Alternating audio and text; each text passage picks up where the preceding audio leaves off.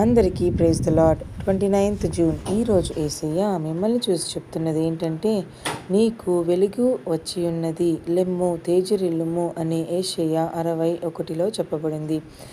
Arise, shine, for your light has come. ఈ వచనం దేవుని ప్రజలకు ఇచ్చిన ఒక ప్రోత్సాహకరమైన పిలుపు.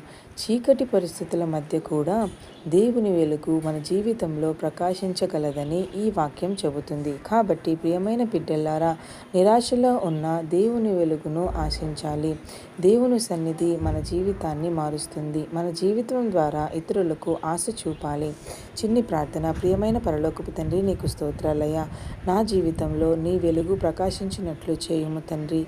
నిరుత్సాహం మరియు చీకటి నుండి లేపి నీ మహిమను నా జీవితంలో చూపుము తండ్రి. యేసు నామములో అడిగి వేడుకుంటున్నాము తండ్రి. ఆమెన్.